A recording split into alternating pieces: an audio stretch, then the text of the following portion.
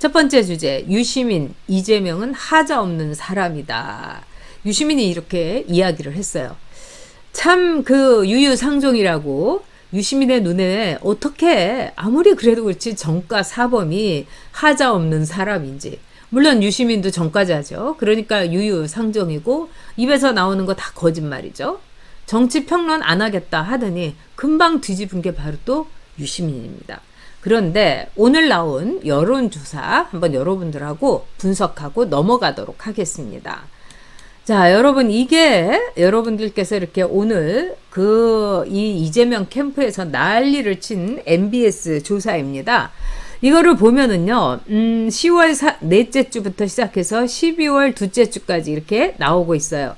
자, 빨간 게 윤석열입니다. 그러니까 10월 넷째 주 28, 35, 39 쭉 올라갔다가 11월 둘째 주, 그러니까 이제 이 컨벤션 효과를 해갖고 쫙 올라갔다가 그 다음에 이제 또 내려갔습니다. 11월 셋째 주에 그 다음에 비슷하게 되다가 12월 첫째 주 이렇게 팍 내려갔고, 아마 이제 12월 이제 첫째 주 이거는 이제 이준석하고의 갈등 뭐 이게 엄청나게 있었던 거죠. 그러면서 다시 이제 2% 좀 올라갔습니다. 이거를 보면은 윤석열 후보는 지금 어느 정도 이렇게 안정기에 접어들었다. 자, 이 질문을 보십시오. 두 후보가 대결한다면 선생님께서는 누구에게 투표하실 예정입니까? 이렇게 물었어요. 그러면서 뭐 A, B, C, D 이렇게 하면서 이제 이재명을 먼저 이렇게 불렀고요. 자, 이런 이 상황 속에서 이재명의 한번 보면은 뭐 35, 35, 그 다음에 11월 첫째 주에 30, 32, 35, 32, 33. 그러다가 이재명이 12월 첫째 주에서 12월 둘째 주에 이제 무려 이제 5%나 올랐어요. 자, 이거를 어떻게 봐야 될까? 이거는 이제 좌파들이 결속을 했고, 그 다음에 좌파들이 일종의 자기네들의 그 프레임 속에서 똘똘 뭉치기 시작했다. 이렇게 볼 수가 있습니다. 근데 오늘요, 이 MBS 뿐만 아니라 두 군데에서 여론조사가 더 나왔어요. 그래서 보면은, 자, 오늘 3개가 나왔는데, MBS는 여러분께 제가 설명을 드렸고요. 자, 지금요, KSOI의 경우에는요, 네, 윤석열 후보가요, 38.3, 그 다음에 이재명이 32.7입니다. 그리고 또 아세아 무슨 경제인가 뭐 이런 데서 나왔어요. 근데 여기는 윤석열 후보가 45.9, 그 다음에 이재명이 39.9예요. 그러니까 두 군데는 다 오차 범위 밖이에요. 거기서 윤석열이 이겼습니다. 그런데 MBS의 경우는 오차 범위 안에서 이재명이 이제 이긴 거죠. 그런 점에서 이거는 뭐 그렇게 여러분들께서 전체적인 흐름을 보면은 윤석열이 역시 리드하고 있다 이렇게 보시면 됩니다.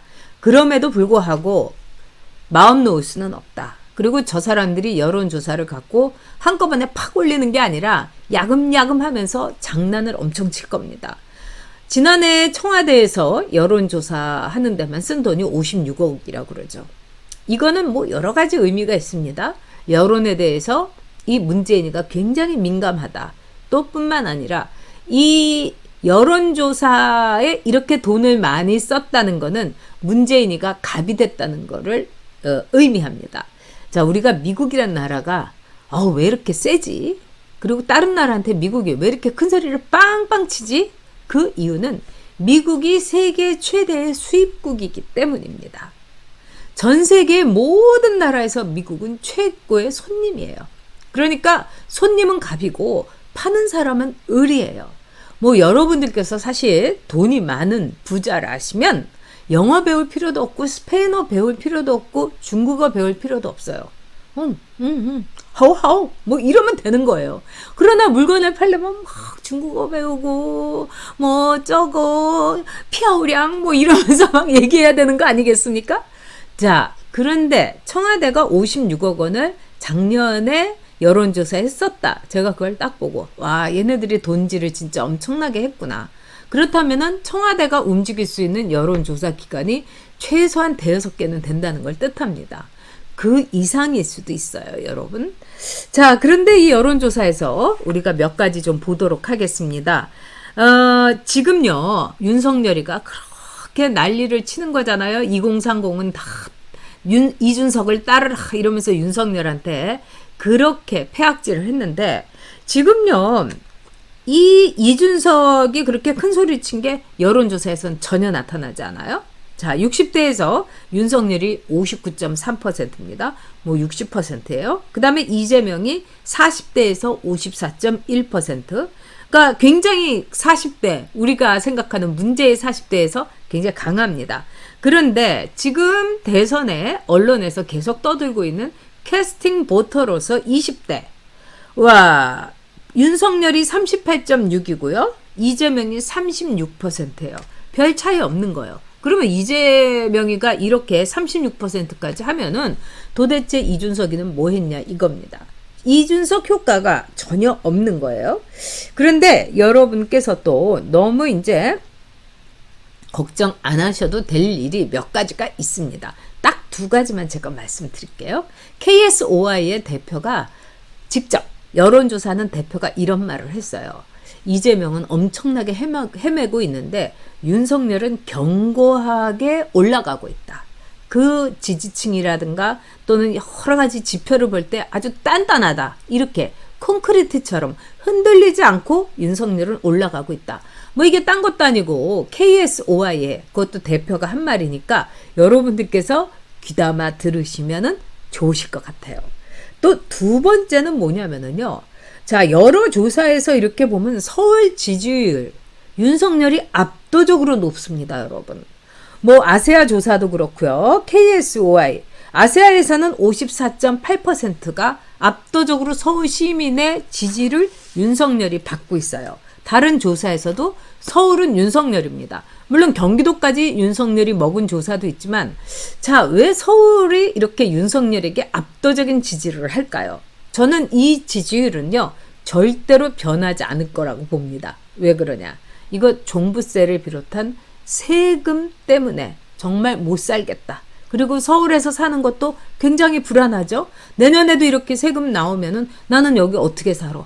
아, 전세 또 종부세 때문에 주인들이 또 올리면 나는 어떻게 살아? 월세, 반월세 이런 상황 속에서 서울 시민들의 불안함, 분노, 이 문재인 정권에 대한 저주, 이재명이 또 뭐 토지 공유제, 개뿔 이렇게 하는 정서가 있기 때문에 앞으로 서울에서는 윤석열이 엄청나게 견고하고도 또 지지율이 올라갈 거라고 봅니다. 자, 분노하고 있습니다. 너무 기가 막힌 거죠. 그렇기 때문에 여러분 여론조사 보시고요. 막 이렇게 걱정하거나 그러지 않으셔도 됩니다. 자, 그러면은요. 오늘요. 유시민이가 이 와중에서 이재명은 하자 없는 사람이다 이랬어요. 이제 유시민이가 이제 오늘은 이재명에 대해서 파지티브, 이재명 하자 없는 사람, 너무너무 좋은 사람 뭐 이러면서 가겠지만 이제 유시민이 아마도 윤석열 후보에 대해서 아주 정말 싸가지 없는 네거티브를 하겠죠. 이 유시민은 옳은 말도 싸가지 없이 한다 이렇게 김영준이가 얘기했고 정말 유시민은요 민주당 안에서도 좋아하는 사람 하나도 없어요. 그리고 유시민은요 부정선거 비롯해갖고 정의당 뭐 진보당 있을 때부터 정말 하는 것마다 아주 야비하고 더럽고 치사한 일들만 많이 했습니다. 근데 이번에 뭐 신라젠부터 시작을 해갖고 제가 보기에는 너무 이상한 짓을 많이 했어요. 전직 보사부 장관이 보복부 장관이 신라젠이라는 일개 회사에 가서 거의 광고 영상하고 똑같은 홍보 영상을 찍었습니다. 이상하죠. 뒤끝이 있는 거죠. 뒤에 뭐가 있는 거죠, 여러분. 자, 그런데 유시민이 도대체 무슨 정말 잡소리와 개소리를 했는지 여러분들한테 좀 말씀드리도록 하겠습니다. 참고 삼아 꼭 여러분 이거 보셔야 돼요. 자, 유시민이 뭐라고 했냐 이런 소리를 했습니다. 이재명은 하자가 없다. 그리고 이재명이 형수 욕설한 거 이제 안 하면 된다. 뭐 할배같이 얘기를 하네요. 자, 우리 보통 사람들이요 아무리 그래도 뭐 형수 뭐 찐 뭐 이런 욕설은 상상을 못하죠. 더구나 제일 어려운 게 형수인데 그 형수한테 더구나 이 욕을 보면 형수의 어머니한테까지 그 추악한 욕을 한 거죠. 이런 이재명인데 이재명은 하자가 없다고 그럽니다. 그러면 유시민이 얼마나 궤변과 요설과 혹세무민을 또 했는지 그것도 공중파인 이 MBC 라디오에서 했습니다. 지금 KBS, MBC 이런 공중파는요, 여러분 완전히 문재인의 나팔수 방송이고 좌파의 빨간 완장 라디오 TV가 돼버렸습니다. 뭐 여러분들도 저도 뭐 보진 않고는 있습니다만, 자, 이재명에 대해서 유시민은 뭐라고 했느냐, 세 가지 특징으로 이 이재명에 대해서 얘기를 했어요. 첫째, 생존자 이재명. 두 번째, 개발도상인 이재명. 세 번째, 실용주의자 이재명. 이렇게 썰을 풀었어요. 근데 여러분들께서 이 문제에 대해서 유시민이 이제 오늘 이렇게 썰을 정말 개소리 잡소리를 풀어놓으니까 이게 지령이 내려가지고 온갖 이제 이 포털이라든가 이런 데서 유시민이 드디어 등판을 했다. 뭐 유 작가님 감사합니다. 이제부터 계속 좀 띄워주세요. 그동안 그리웠어요. 뭐 하고 계셨어요? 난리가 났습니다. 그리고 유시민이 이 이재명에 대해서 한 말을 다 퍼나르기를 하고 있어요. 아주 일사불란합니다. 그래서 이제 우리들이 유시민 뽀개기를 해야 됩니다. 정말 이번에 뭐 한때 유시민이 대통령 선거에 나오니 많이 하면은 제가 유시민이 만약에 나온다면은 저도 대통령 선거 한번 나가볼까 생각했었어요. 그래서 펀딩 해가지고 내가 딴 건 몰라도 유시민이 아작은 확실하게 낼 수 있다. 그래서 아주 개 망신을 주려고 제가 생각도 했었습니다, 여러분. 자, 근데 유시민이 오늘 말을 한 걸 보니까 참 그럴 자격도 없는 뇌가 썩은 유시민이라는 거를 다시 한번 인증을 했습니다. 첫째, 유시민이 생존자 이재명 이런 프레임을 얘기를 했어요. 이재명은 처절하게 그 가난한데 뭐 소년공에다가 뭐 학교 다니는 것도 그런데다가 변호사 시험까지 붙고 처절하게 가난했고 처절하게 짓이겨졌고 이랬는데 그 와중에 이 험한 그 고난 속에서 투쟁심을 갖고 살아남았다. 그러니까 생존자 이재명이다 이거예요. 그래서 정말 얘기를 여러분께 말씀을 드리려니까 제가 웃겨가지고, 이재명은 온갖 모욕을 당해도 인내심이 끝내준다는 거예요. 그래서 감정 조절 능력이 있고 이재명의 인격이 매우 성숙해 있다. 이거 개도 웃을 얘기죠.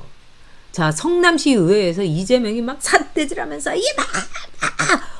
그거 보면은 여러분 그냥 도망가고 싶잖아요. 저런 인간하고는 절대로 엮이고 싶지 않은, 이게 감정 조절 능력이 있는 겁니까? 제가 보기에는 이재명은 조울증이 있어요. 조증 환자예요. 정말 오은영 박사한테 가갖고 정신과 상담 받아야 돼요.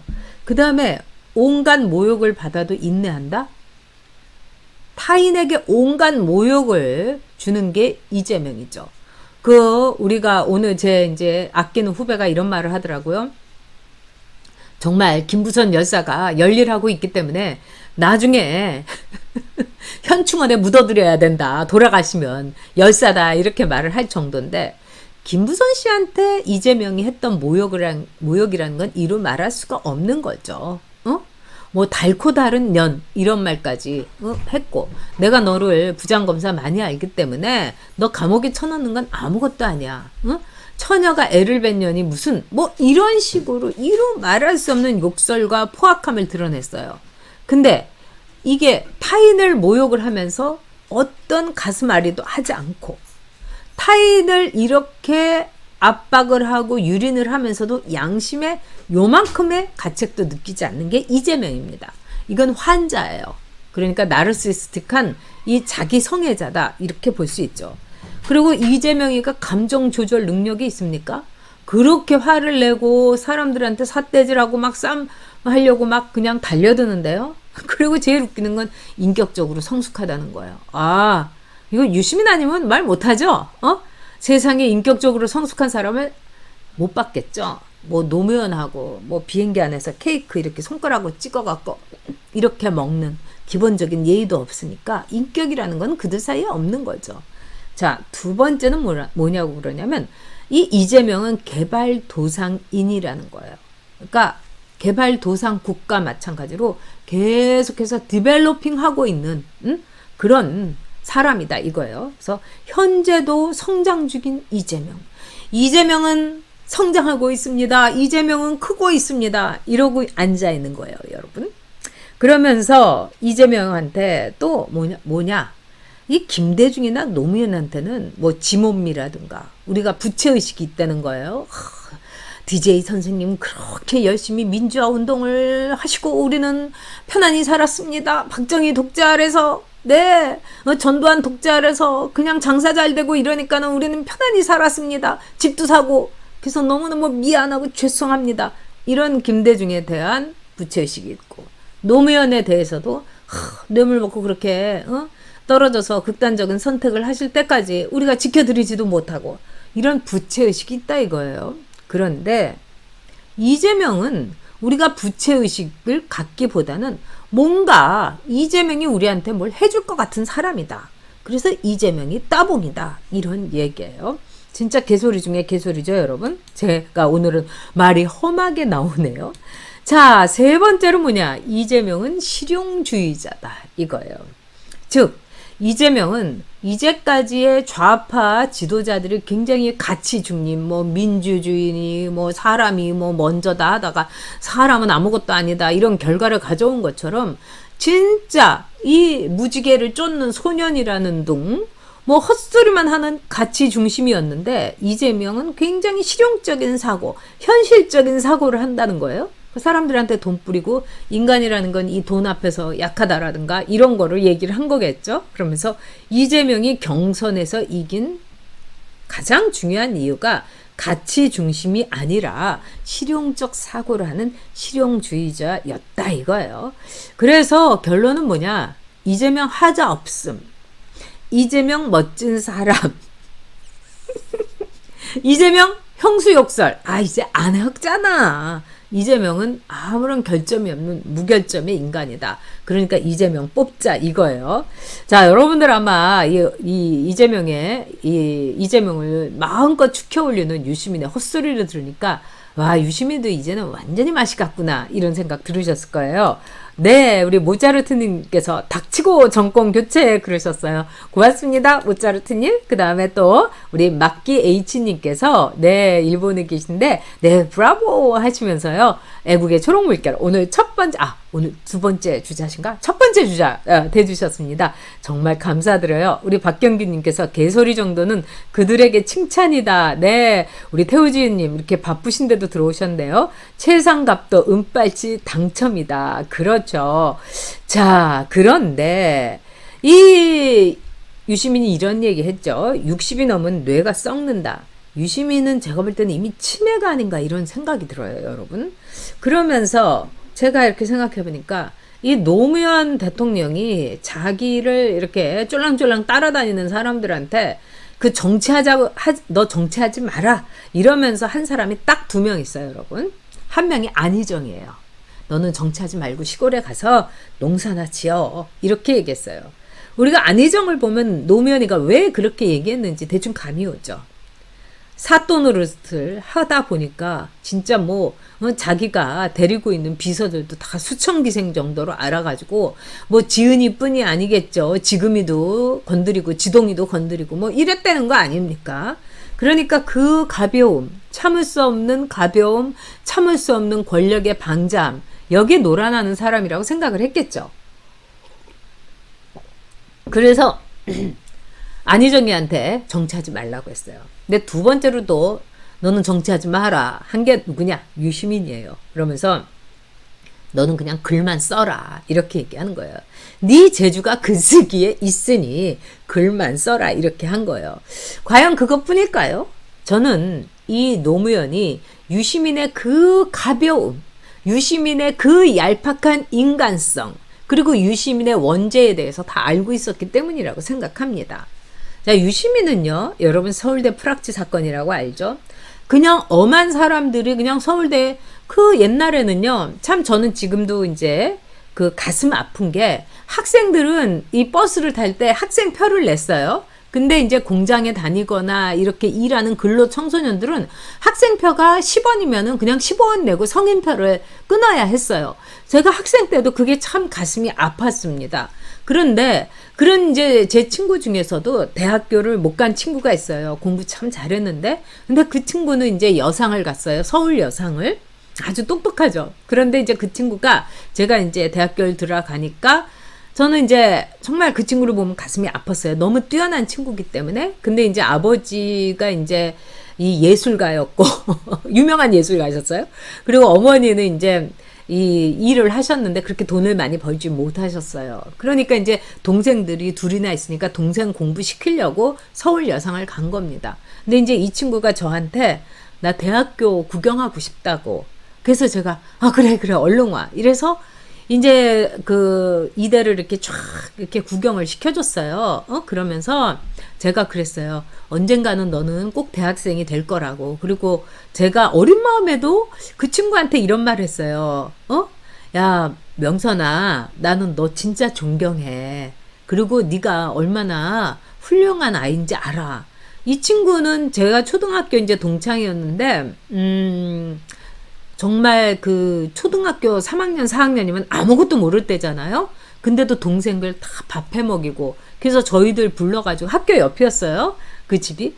밥도 해주고 막 그랬어요. 그래서 저는 지금도 이제 그 친구를 존경을 하는데, 지금 그 친구는요, 엄청난 부자가 됐어요. 그래서 강남에 빌딩 2채 갖고 있어요. 그래서 제가 맨날, 야, 조물주보다 부러운 건물주가 바로 너구나 이러면서 하는데, 그 친구가 대학 캠퍼스를 보고 싶어 하는 그 마음, 그때 서울대학교에 그런 그 청년 2명이 이 서울대학교 캠퍼스를 이렇게 돌아다닌 거예요.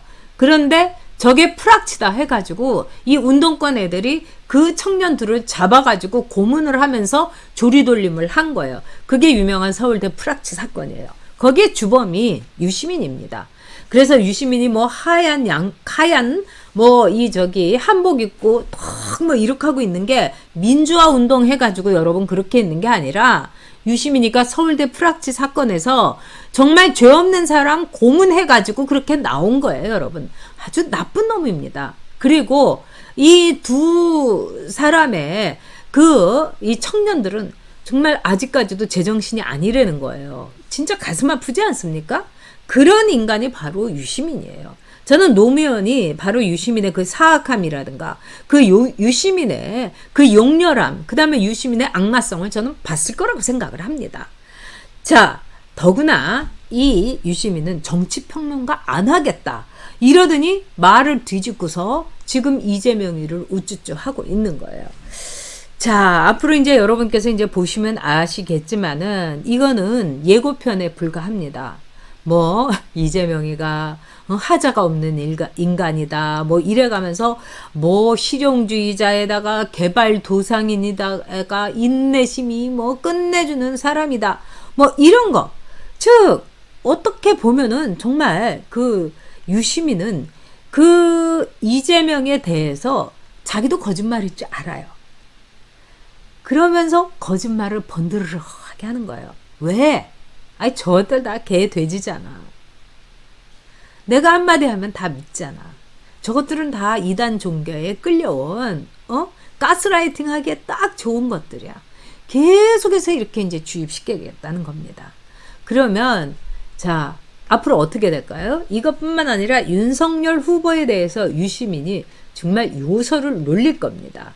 자 거기에 대비해서 여러분들 지금 유시민이 이 이재명에 대해서 얘기한 거 하자 없다, 생존자다, 개발도상인이다, 네 실용주의자다. 자 개발도상인이다. 지금 여러분 보세요. 이재명이가 뭐 책 읽었다는 얘기 들으신 적 있습니까? 그리고 우리가 개발도상 이 발전하고 있고 교양을 갖춘다는 건 뭐냐? 언어가 세련돼진다는 거, 언어가 우아해진다는 걸 뜻하는 겁니다. 언어의 세계가 넓어진다는 걸. 근데 이재명은 찌재명이에요. 그걸로 개발도상인은 끝났습니다, 여러분. 그 다음에 생존인? 그렇죠. 생존 아주 대단한 생존력을 보여주고 있죠. 그렇지만은 이재명은 자신의 생존을 위해서 얼마나 많은 사람을 희생시켰습니까? 내가 살아남기 위해서, 즉 이 대장동에 대해서 알고 있고 유동규 같은 사람 가까이 하지 말아라, 이런 자기 형님 정신병원 보내고 그런 게 이재명입니다. 이재명의 생존이라는 것은 타인을 짓이기고 죽이고 짓밟고 이러면서 얻은 생존인 거예요. 범죄적 생존이라고 볼 수 있습니다. 또 세 번째, 이재명이가 실용주의자냐. 이재명이가 무슨 실용주의자입니까, 여러분? 판교에서 나오는 그 떼돈을 가지고 자기의 정치적인 매표 행위를 한 사악한 범법자에 불과합니다. 자, 그래서 유시민이 이재명은 하자 없는 사람이다. 유시민이나 이재명이나 하자밖에 없는 정말 쓰레기 같은 인간들이다. 이렇게 정리하겠습니다.